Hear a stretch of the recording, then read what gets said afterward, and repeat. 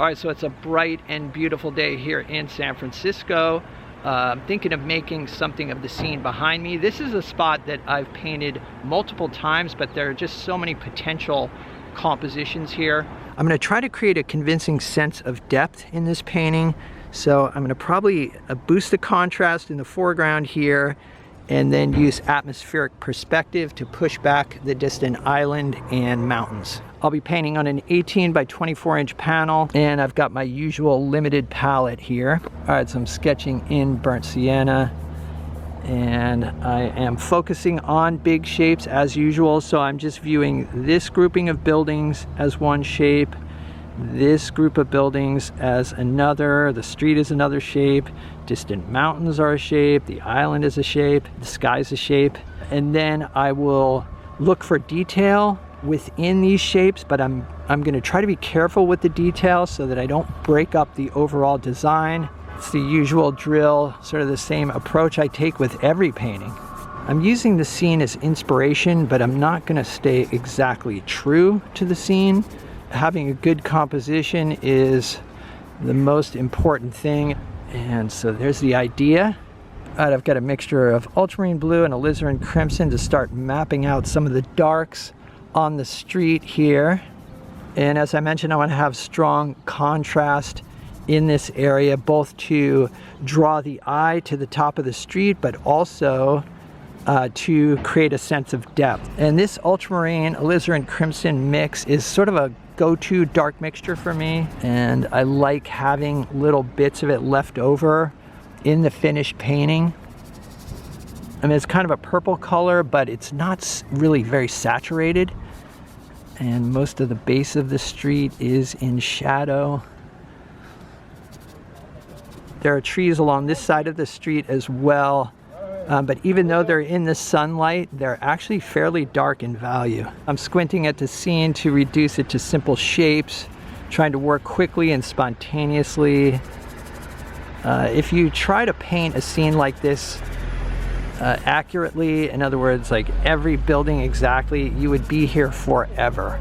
And I think anyone who lived in this area would know this view, even though the buildings are sort of suggested and maybe aren't entirely accurate.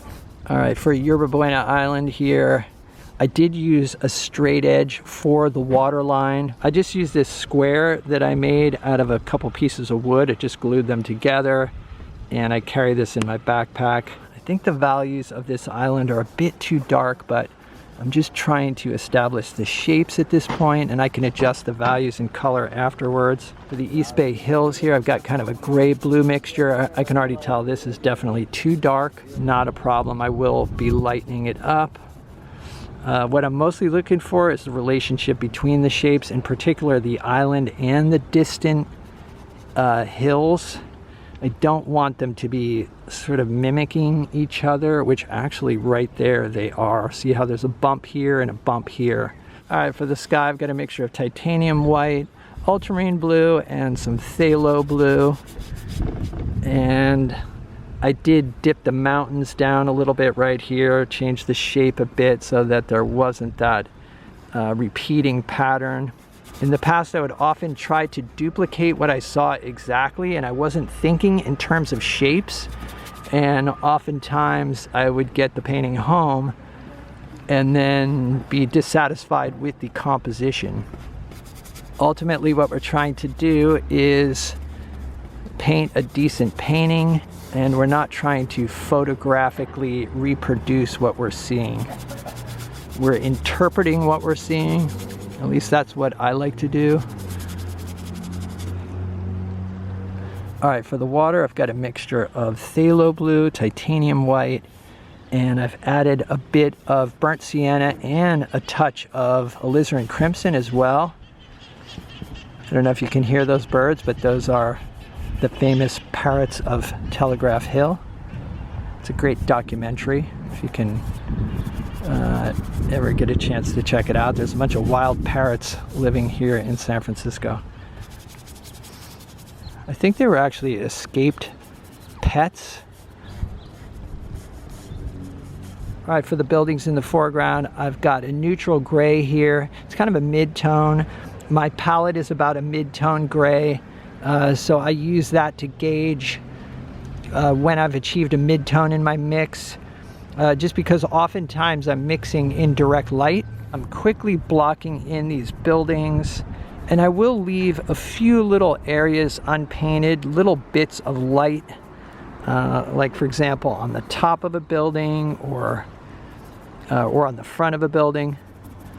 But I do want to paint in these buildings right now because they are in shadow, but soon I'm going to lose those shadows. And I do like that all the buildings are in shadow because it kind of simplifies the shapes.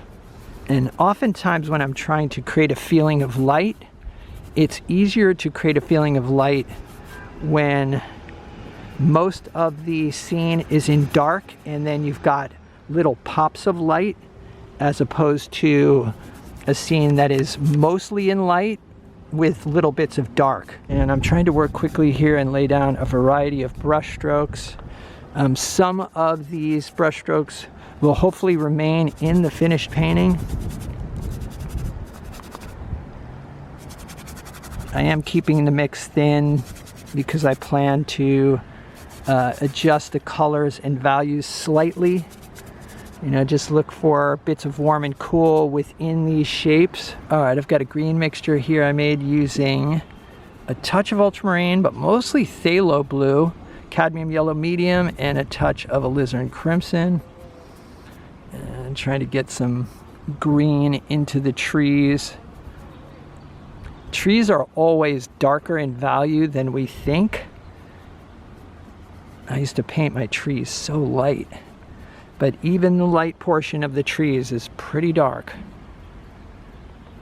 All right, for the street, I mixed up a warm gray using titanium white, burnt sienna, and a bit of ultramarine blue. I probably will be lightening up this mix a bit, but I do want to establish some light on the street. For the sketch, I used a variety of smaller brushes, like a number 6 a natural bristle flat, and also a filbert that I think was a number 4, but now I've switched over to a number 8, a natural bristle flat, and it's a new brush, so the bristles are really long, hold a lot of paint, and I'm no longer using medium at this point. I'm just using the paint as it comes out of the tube as far as thickness goes. I do want to build up some texture, especially in this area, because contrast and texture moves forward in the picture plane, and that's kind of what I'm hoping for.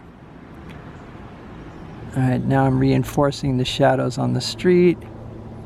Still using this big brush, which is kind of too big for the job, but it keeps me from getting too careful. All right, so I'm gonna lighten up the sky a bit. I've got titanium white here with a bit of phthalo blue in it, and I'm keeping the mix thick here. It's a lot easier and faster to put on thin paint, but I just love the look of thick paint.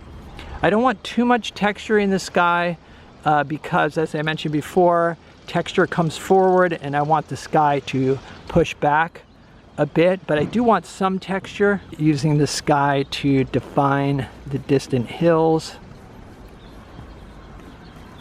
For the distant hills, I've got a light purplish mix here, and note how much paint I'm using. It's definitely a lot harder to apply thick paint like this, and when you're right up on your canvas or your panel, it looks pretty thick and unrealistic or just sort of out of control.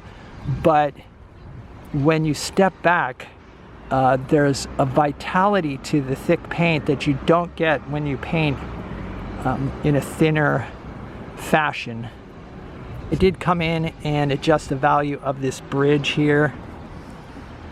And I'm paying attention to values. I'm trying to get an accurate value relationship between the sky, distant hills, Yerba Buena Island, then the water, and obviously the foreground as well. All right, so I had to squeeze out some more white paint. I do keep a couple tubes of white paint on my easel so I don't have to dig around in my bag. All right, so I've lost all the shadows on these buildings, and I'm mostly painting from memory at this point.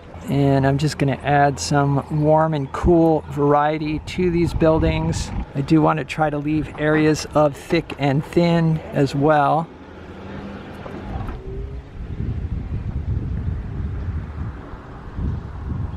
All right, so here is what I finished up with. This painting took about 2.5 hours to complete. It was finished on site. I haven't done any additional touch-ups. However, I may do some minor cleanup, but I'm going to live with the painting for a while and see how I feel about it.